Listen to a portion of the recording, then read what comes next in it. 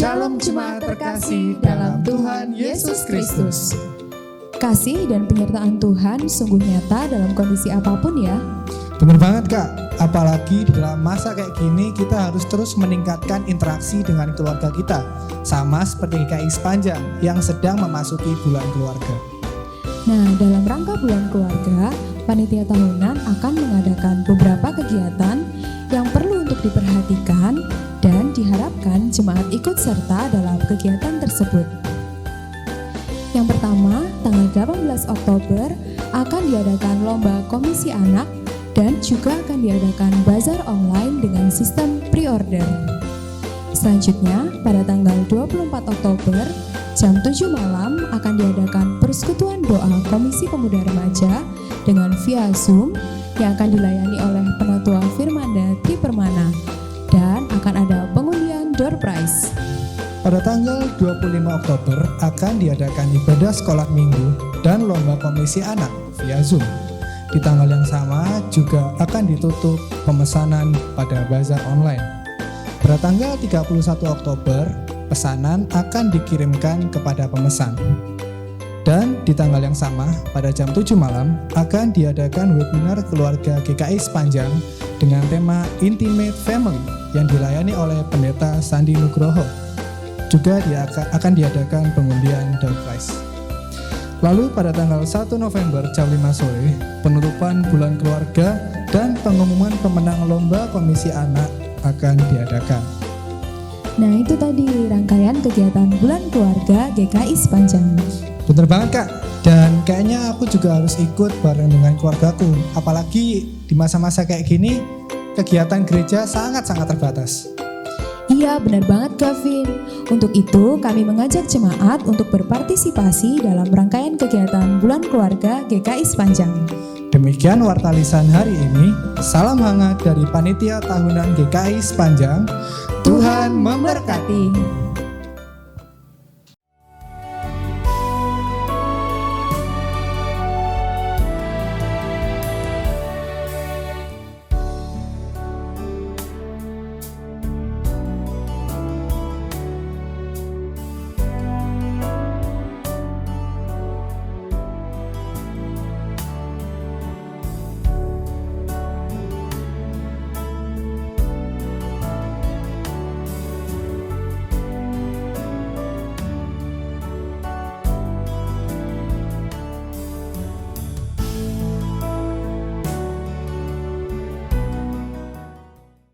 Selamat hari Minggu, jemaat yang dikasihi dan semoga yang mengasihi Tuhan Yesus.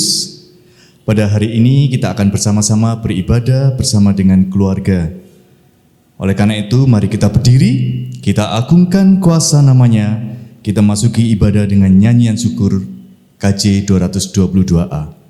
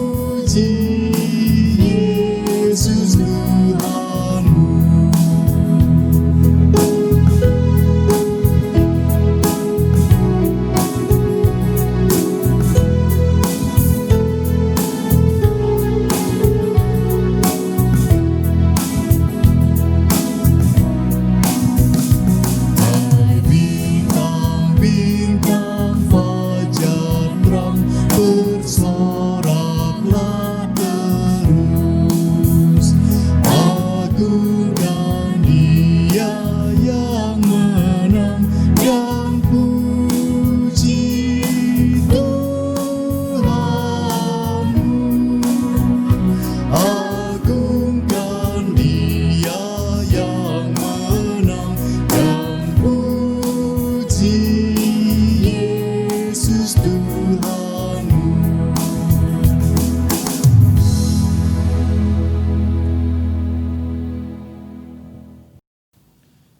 Marilah kita dasarkan peribadahan ini dengan sebuah pengakuan bahwa pertolongan kita adalah dalam nama Tuhan yang menjadikan langit dan bumi.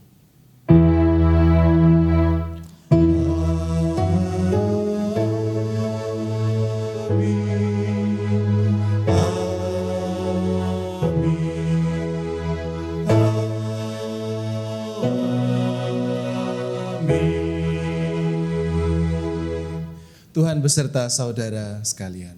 Dan beserta saudara juga. Persilakan duduk. Sungguh besar kasih Tuhan bagi kita semua. Tuhan Sang Pencipta yang memelihara diri kita pun juga bersama dengan keluarga. Kasih pemeliharaannya boleh terus kita rasakan di dalam hidup keluarga dari hari lepas hari. Oleh karena itu sudah sepatutnya kita bersama-sama dengan keluarga mengungkapkan rasa syukur kita kepada Tuhan dengan cara menjaga keharmonisan keluarga kita, yaitu dengan cara saling menghormati, saling menghargai, saling mengasihi dan memaafkan. Dengan begitu rasa syukur kepada Tuhan semakin diwujud nyatakan, tidak hanya di dalam perkataan saja, tetapi juga dalam perbuatan sehari-hari yang kita lakukan dengan penuh cinta. Cinta ada karena Tuhan hadir di dalamnya. Kasih senantiasa berada di tengah-tengah keluarga. Jika keluarga mempercayakan Tuhan hadir sebagai pemimpin di dalam keluarga. Dengan segala hormat dan syukur, kita nyanyikan nyanyian syukur kita atas penyertaannya dan kehadirannya yang boleh sungguh-sungguh kita rasakan. PKJ 289, bait yang pertama dan yang ketiga.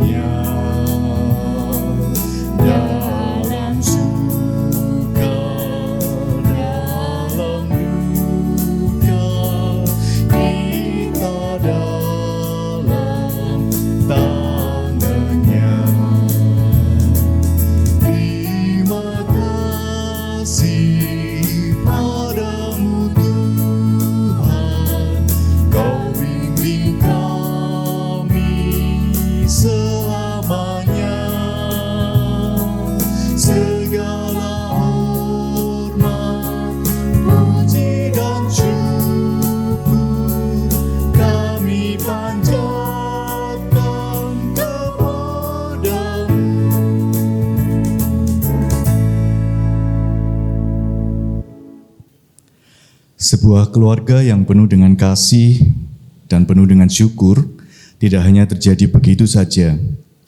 Banyak proses yang dilewati bersama. Suatu proses yang tentu saja tidak mudah. Ada yang kita laluinya dengan tangisan, ada yang kita laluinya dengan sakit hati, bahkan ada rasa putus asa dan keberserahan. Oleh karena itu, di tengah-tengah segala permasalahan yang dihadapi oleh keluarga, bukankah Tuhan hadir? Seringkali kita sebagai manusia, kita hanya berfokus pada masalah dan upaya kita sendiri untuk kita menyelesaikan masalah-masalah, terutama di dalam keluarga. Seakan-akan masalah kita sangat besar, sehingga kita merasa tidak mampu untuk menghadapinya. Dan kita malah menjadi malas dan acuh untuk menyelesaikan masalah tersebut. Seringkali di dalam keluarga kita juga tidak menempatkan Tuhan sebagai pemimpin di dalam keluarga. Sehingga yang terjadi adalah keluarga seringkali kehilangan arah. Satu dengan yang lainnya saling tidak bertegur sapa, bahkan tidak ada kasih di dalamnya. Mari Bapak, Ibu, dan Saudara, kami mengajak Bapak, Ibu, Saudara untuk kita bersama-sama berdoa kepada Tuhan. Kita serahkan segala pergumulan keluarga kita di hadapan Tuhan. Melalui doa pribadi, kami mengajak Bapak, Ibu, Saudara untuk berdoa secara pribadi terlebih dahulu. Kemudian saya akan berdoa bersama-sama dengan Bapak, Ibu, Saudara. Mari kita berdoa.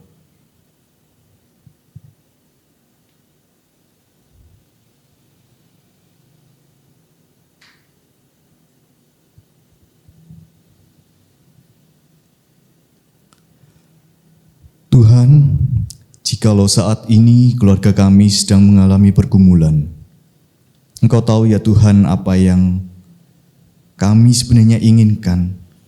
Tetapi ya Tuhan, terlebih biarlah kami menyerahkan semuanya ini kepadamu, agar kami boleh melihat apa maksud Tuhan di dalam segala peristiwa yang terjadi di dalam kehidupan keluarga kami.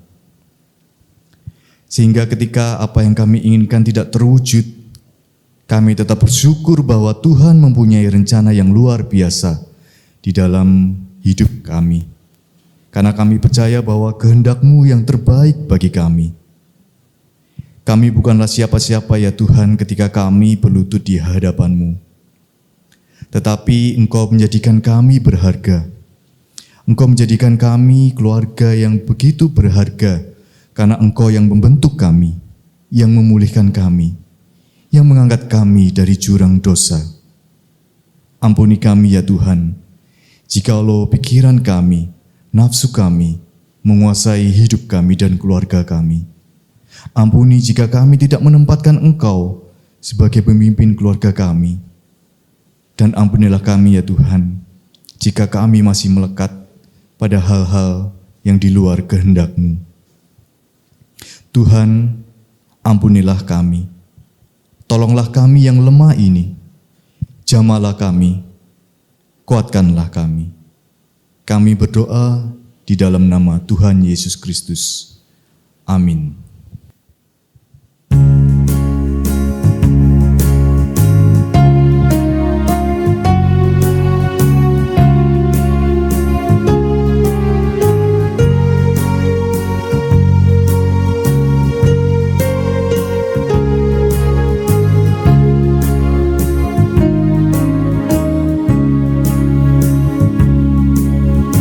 Jadilah Tuhan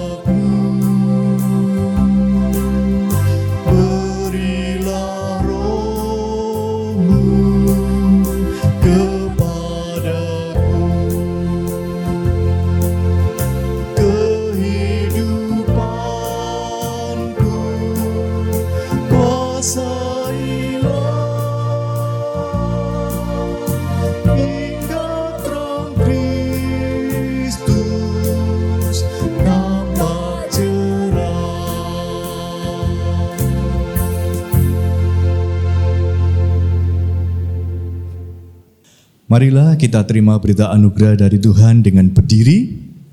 Seperti rusa yang haus merindukan aliran sungai, mari kita datang kepada Tuhan yang memberikan kelegaan. Seperti yang dikatakan Tuhan Yesus di dalam Matius 11 ayat 28. Marilah kepadaku semua yang letih lesu dan berbeban berat, aku akan memberi kelegaan kepadamu. Demikianlah berita anugerah dari Tuhan. Syukur kepada Allah.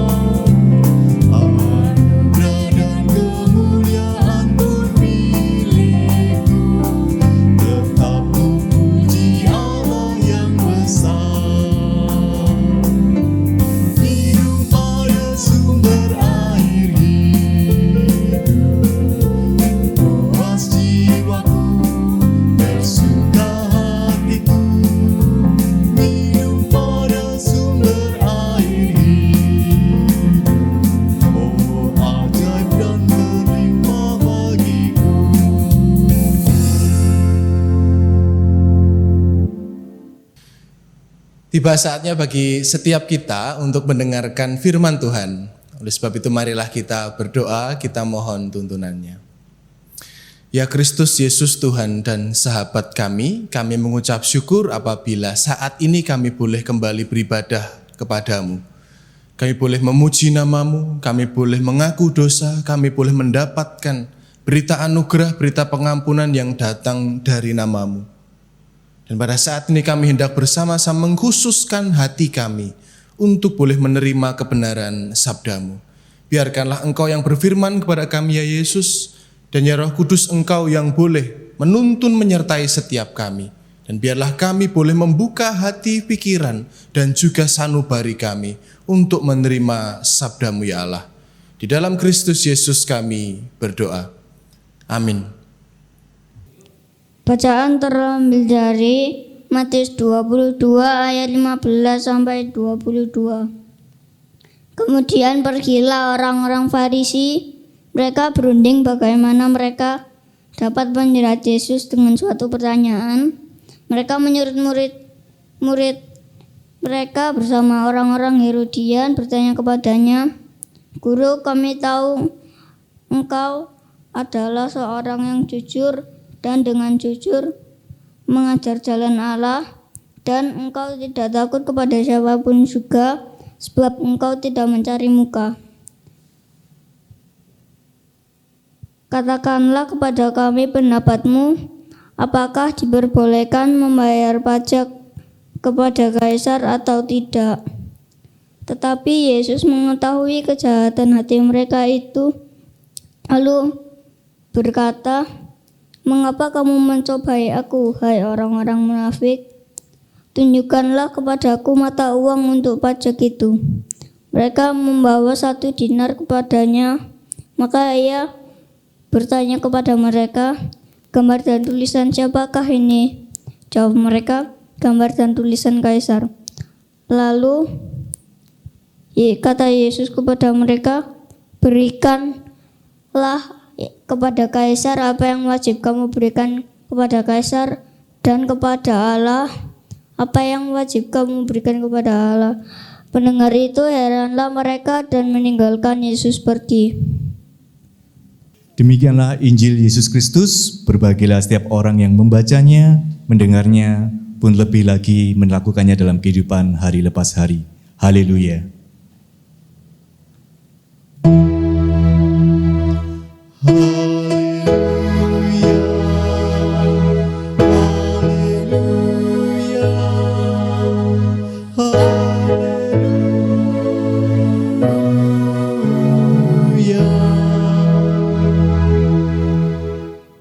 Shalom Ibu Bapak Saudara yang terkasih dalam Tuhan Yesus Kristus. Ya. Bagaimana kabarnya pada ibadah kali ini? Saya harap kita semua dalam kondisi yang sehat, dalam kondisi yang baik-baik saja. Kalaupun tidak, pun ini adalah waktu yang memang baik dan memang luar biasa baik untuk kita mengkhususkan diri kita untuk menjumpai Tuhan, untuk boleh mendengarkan kebenaran firman-Nya.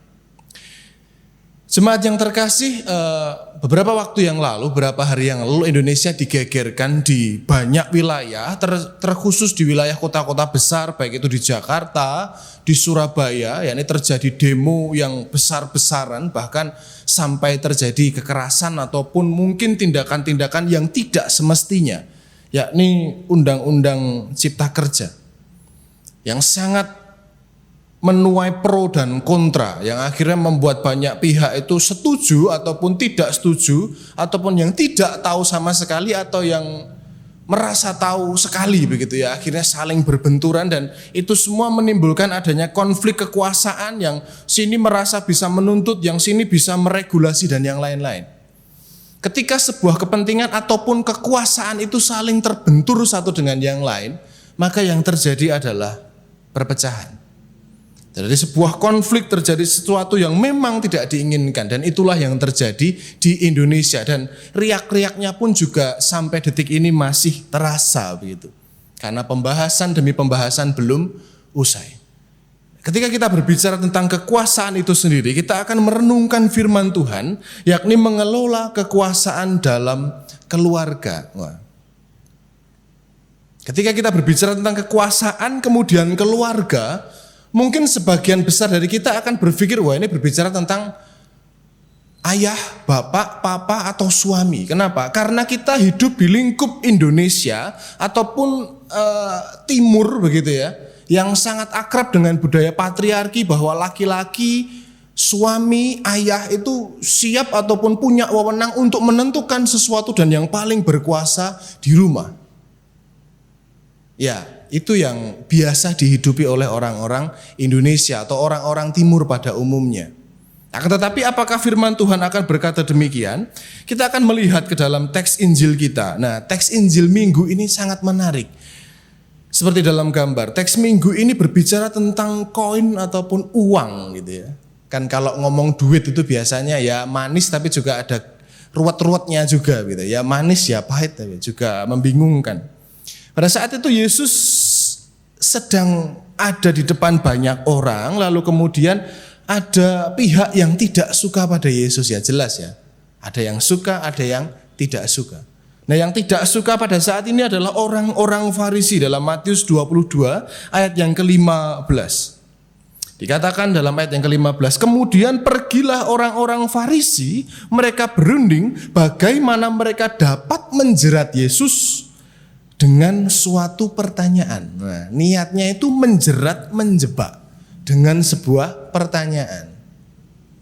Tapi mungkin mereka sudah biasa melakukan tapi gagal, akhirnya mungkin mereka ngajak orang yang lain. Di ayat yang ke-16 dikatakan, mereka menyuruh murid-murid mereka bersama-sama orang-orang Herodian bertanya kepadanya. Jadi mengajak orang-orang Herodian, ini mirip sama nama raja pada saat itu yang berkuasa, ini Herodes.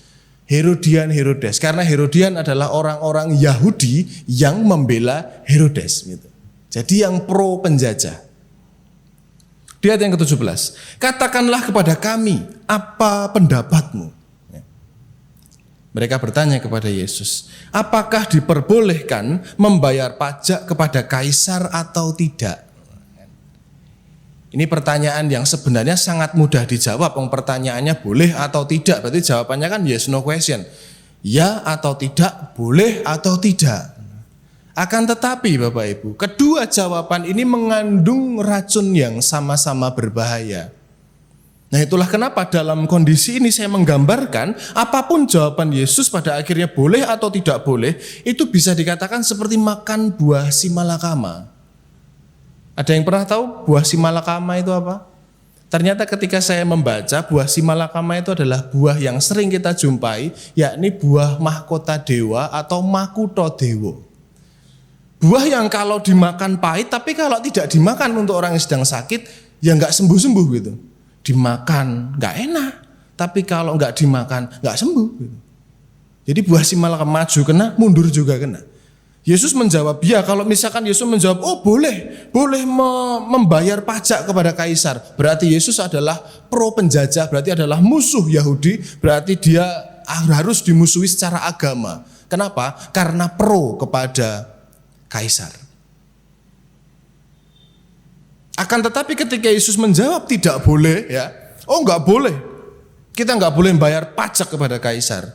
Di situ ada orang-orang Herodian yang siap ngomong sama prajurit, itu ada separatis, itu ada orang yang memberontak, itu ada orang yang siap untuk menggulingkan kekuasaan Roma. Yang dilakukan apa? Pasti Yesus ditangkap. Menjawab ya dimusuhi Yahudi, jawab tidak ditangkap sama Romawi. Nah ini kan memang pertanyaan yang memang niat awalnya sudah menjerat, niat awalnya sudah menjebak. Dan memang pada akhirnya Yesus tidak menjawab ya atau tidak. Kelanjutan ayat yang ke-17 di ayat yang ke-18. Tetapi Yesus mengetahui kejahatan hati mereka itu lalu berkata, mengapa kamu mencobai aku, hai orang-orang munafik? Yesus tahu ada sebuah niatan untuk menjebaknya, untuk menjeratnya, untuk menjatuhkannya. Dan Yesus tidak masuk dalam permainan itu, tetapi memang dia adalah Sang Maha Kuasa, dialah Sang Maha Bijaksana itu sendiri. Sehingga dia tidak terjebak dan tidak terseret arus itu. Akan tapi marilah kita perhatikan adanya pola komunikasi ketika adanya kekuasaan yang ingin menjatuhkan yang lain, adanya kekuasaan yang memang disalahgunakan. Bayangkan saja, yang pertama orang Farisi. Apakah orang Farisi punya kekuasaan? Jelas punya. Mereka adalah wakil Allah di hadapan orang-orang Yahudi pada saat itu. Mereka mau bertanya tentang apapun, tentang kehidupan, mereka akan bertanya kepada orang yang menguasai Taurat. Akan tetapi justru kekuasaan itu disalahgunakan. Orang Herodian punya kekuasaan, punya. Harusnya mereka bisa menjembatani antara kepentingan Romawi dan juga kepentingan saudara, tapi malah disalahartikan.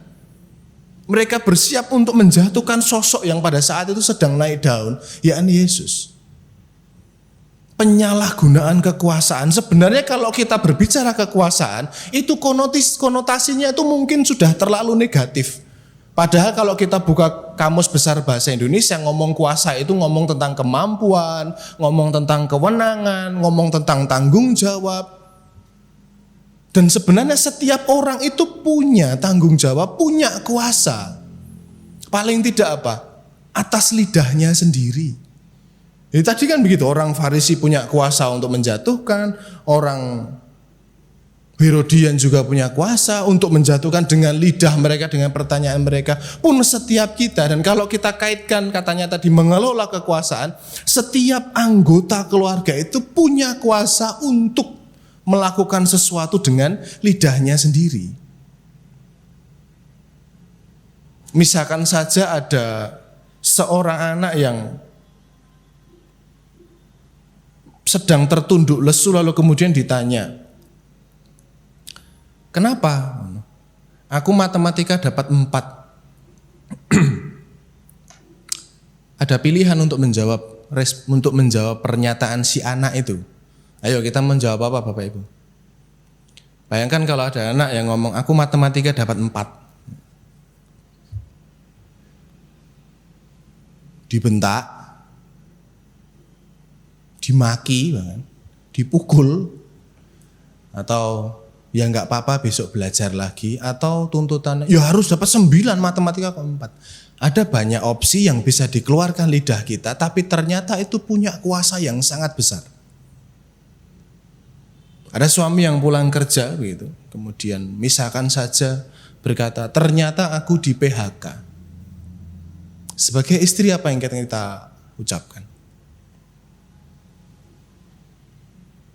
Duh kok iso ya apa sih kan? Atau ya nggak apa-apa, kita bisa kok melalui ini bersama-sama. Nggak apa-apa, yakin kita bisa kok. Semua akan baik-baik saja.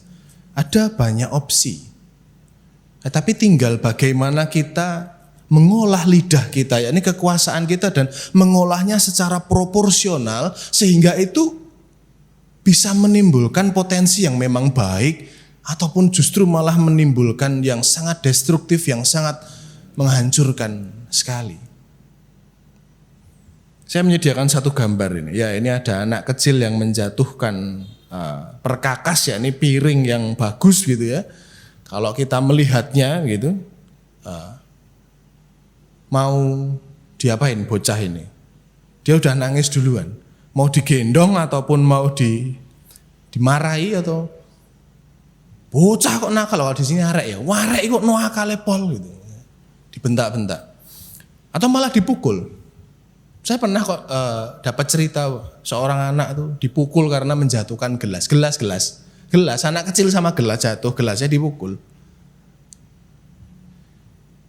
Mungkin ketika dipukul itu menimbulkan luka fisik yang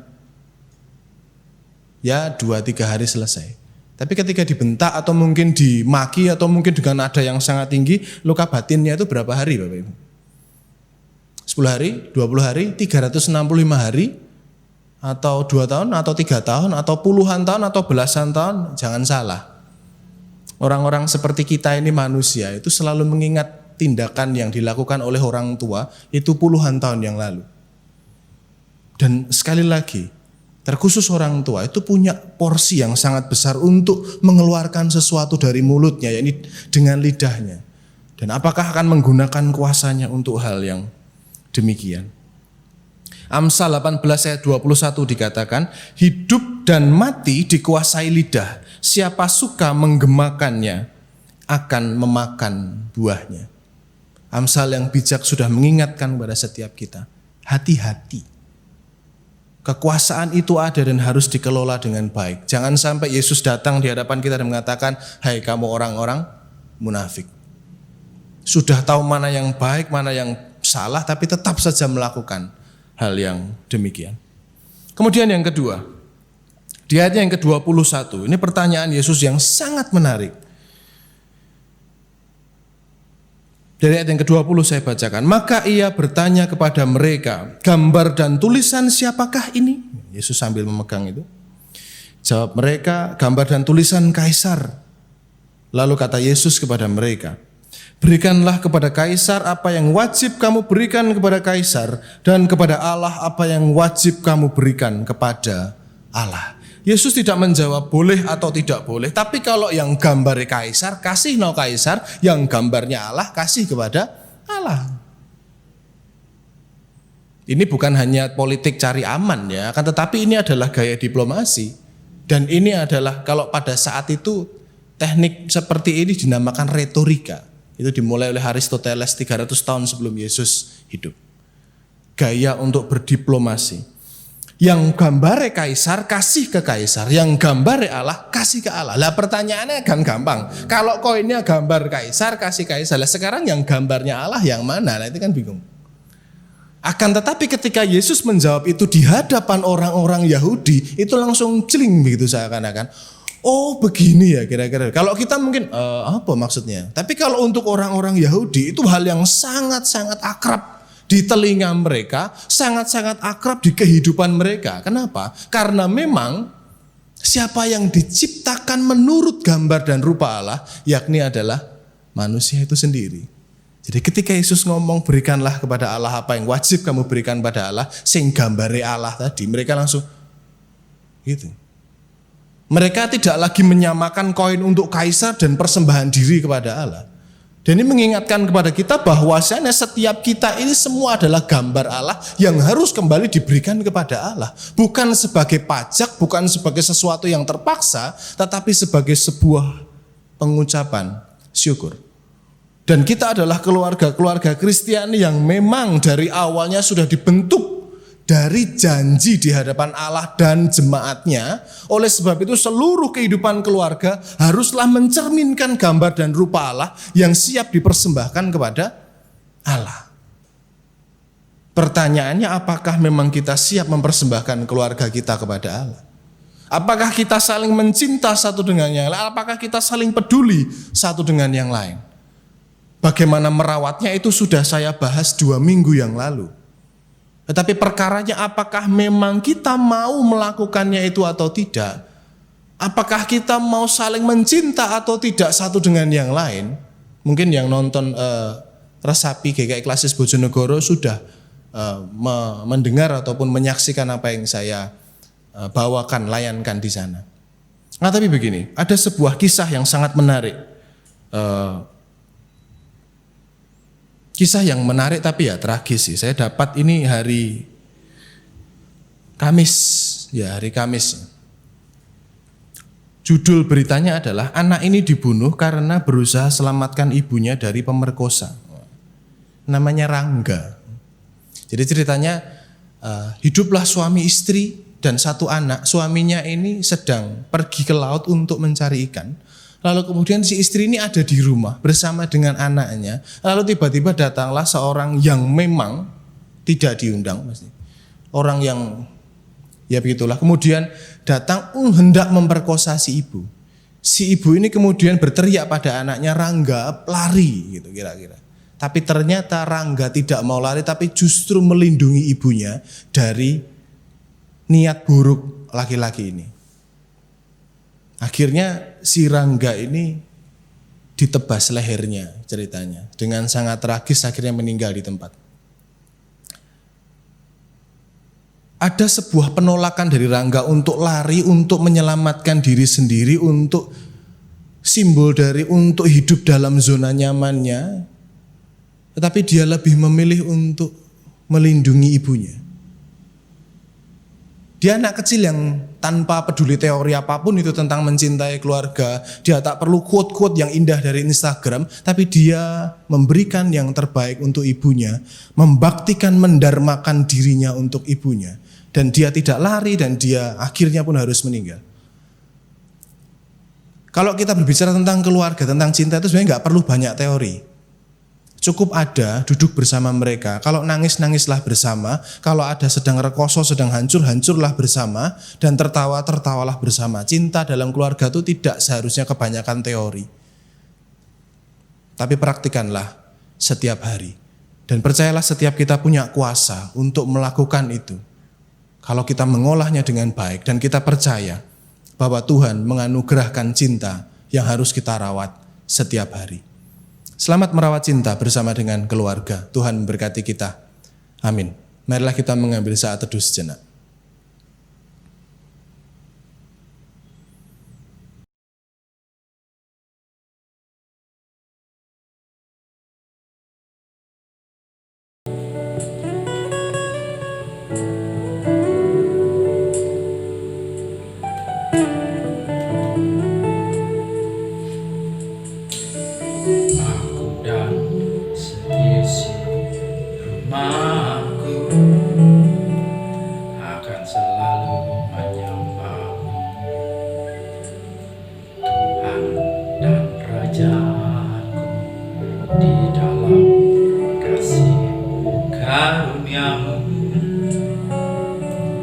Yang hidup saling melayani dan melayanimu.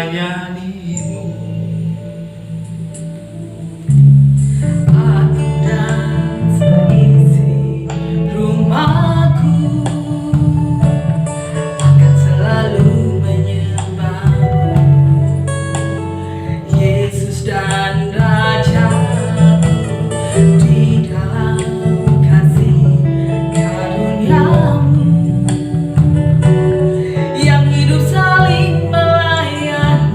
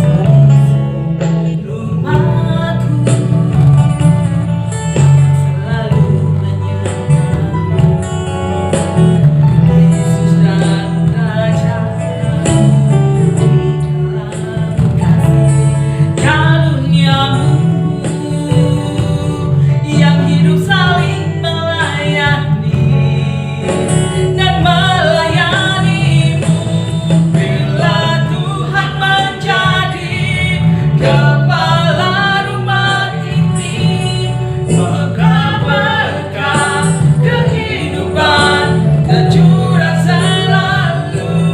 Datanglah kerajaanmu, jadilah kehendakmu. Ku alami setiap waktu, keluargaku adalah surgamu.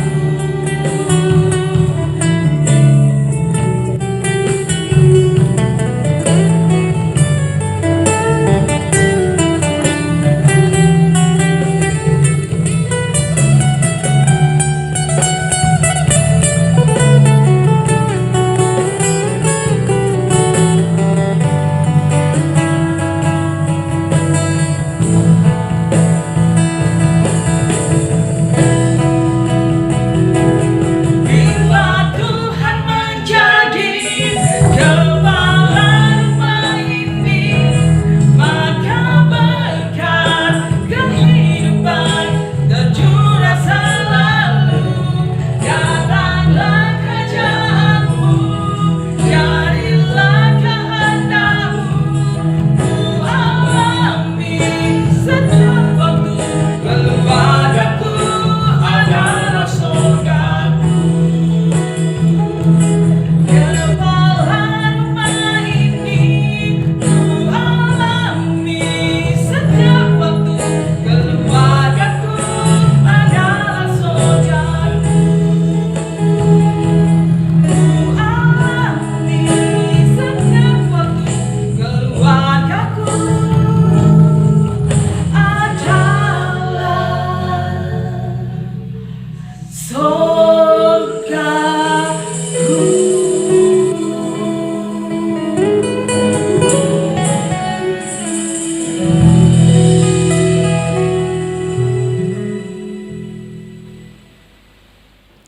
Marilah jemaat Tuhan kita berdiri, kita mengekarkan pengakuan iman kita menurut pengakuan iman rasuli.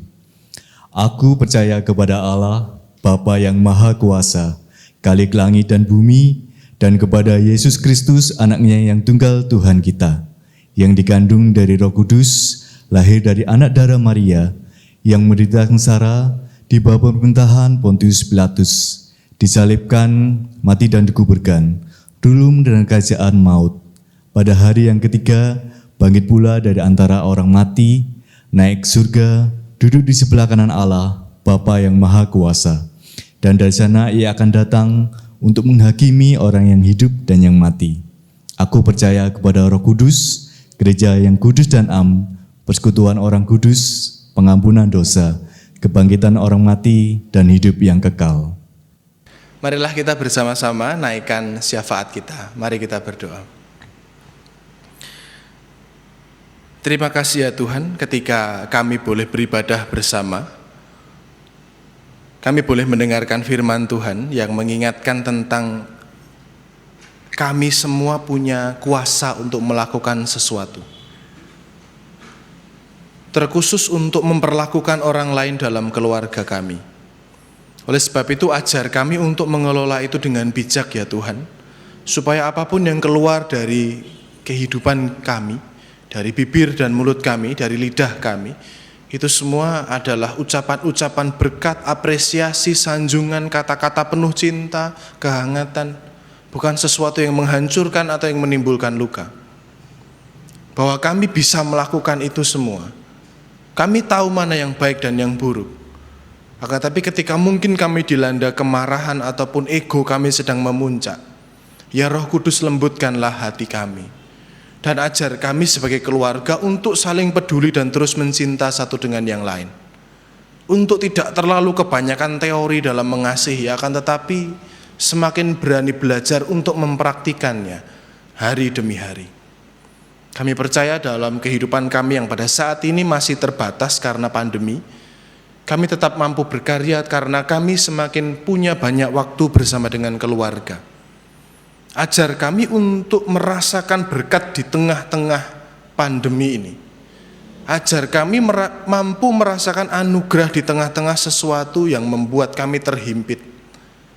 Karena kami percaya di balik segala peristiwa, pun peristiwa yang memilukan, senantiasa ada pelangi di baliknya. Kami percaya janji-Mu itu nyata dalam setiap kehidupan kami. Kami berdoa untuk tenaga medis dan seluruh orang-orang yang bertugas, pemerintah, lembaga-lembaga masyarakat yang terus berjuang, pun bersama-sama dengan kami semua. Ajar kami untuk menyadari bahwa ini adalah sesuatu yang harus kami lakukan bersama-sama. Terima kasih ya Tuhan, terima kasih. Pun kami juga berdoa untuk jemaat Tuhan di GKI Sepanjang ataupun dimanapun setiap kami berada. Dalam setiap kondisi kami, kejatuhan kami mungkin, keterpurukan kami bersama dengan keluarga, permasalahan finansial ataupun juga permasalahan tentang kesehatan. Dalam segala kerapuhan kami menyerahkan sisa kehidupan kami ini ya Tuhan. Hanya dalam tangan pengasihan Tuhan saja. Terima kasih ya Tuhan, terima kasih untuk ibadah ini. Dan biarkanlah kami tetap setia beribadah kepada Tuhan dalam segala keterbatasan. Karena kehadiran dan cinta Tuhan itu tak pernah terbatas oleh ruang dan waktu. Terima kasih ya Tuhan, terima kasih. Inilah ya Tuhan, doa seruan dan harapan kami, yang kami naikkan hanya dalam satu nama yang tunggal, Tuhan kami Yesus Kristus, yang telah mengajar kami berdoa. Bapa kami yang di surga, dikuduskanlah nama-Mu, datanglah kerajaan-Mu, jadilah kehendak-Mu di bumi seperti di surga. Berikanlah kami pada hari ini makanan kami yang secukupnya, dan ampunilah kami akan kesalahan kami, seperti kami juga mengampuni orang yang bersalah kepada kami. Dan janganlah membawa kami ke dalam pencobaan, tetapi lepaskanlah kami daripada yang jahat, karena Engkaulah yang mempunyai kerajaan dan kuasa dan kemuliaan sampai selama-lamanya. Amin. Tiba saatnya bagi kita untuk mengungkapkan rasa syukur kita melalui persembahan. Ayat yang kita ambil untuk mendasari persembahan kita pada minggu ini diambil dari Mazmur 96 ayat yang ke-8. Berilah kepada Tuhan kemuliaan namanya, bawalah persembahan dan masuklah ke pelatarannya. PKJ 149 bait yang pertama dan ketiga akan mengiringi persembahan kita.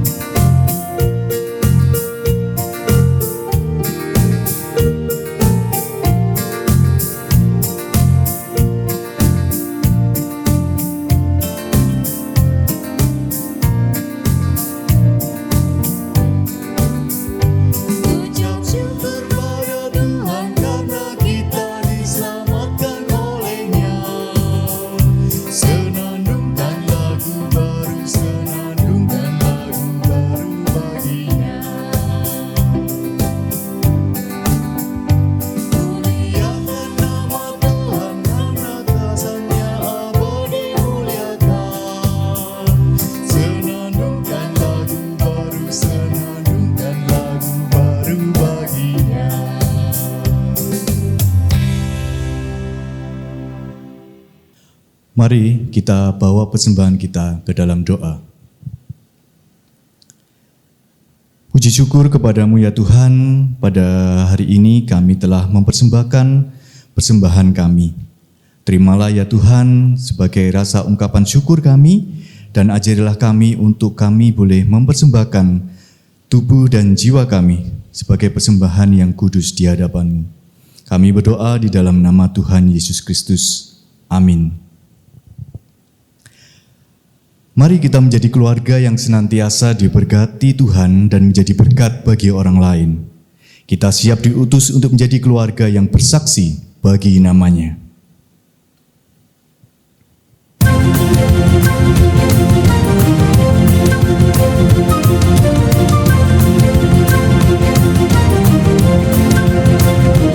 Kuasa-Mu dan nama-Mu-lah hendak kami sebar, dan karena itu ya Tuhan, kami takkan gentar.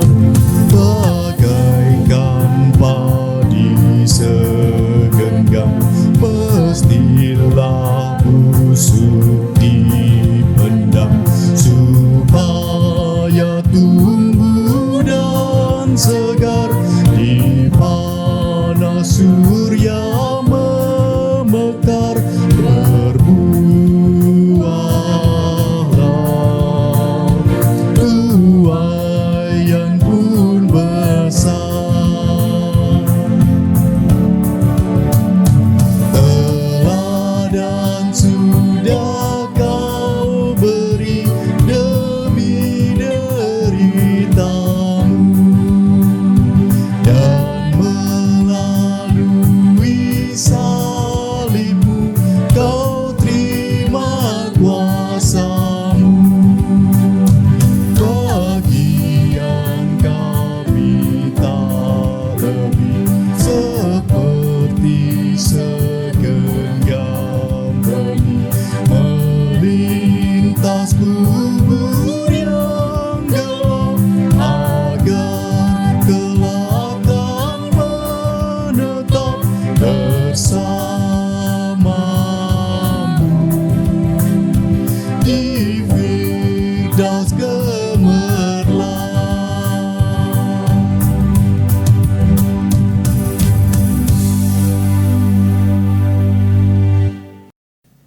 Kini bersama-sama arahkanlah hatimu kepada Tuhan. Kami mengarahkan hati kami kepada Tuhan. Jadilah saksi Kristus, Syukur kepada Allah, terpujilah Tuhan. kini dan selamanya. Marilah kita bersama-sama menerima berkat dari Tuhan. Biarlah kasih Kristus yang menguatkan kita untuk saling bertolong-tolongan, saling menjaga dan menaruh perhatian satu dengan yang lain sebagai keluarga yang dicintainya. Biarlah kasih Allah Bapa, Anak dan Roh Kudus beserta dengan kita sekalian dari sekarang hingga kekal selama-lamanya. Amin.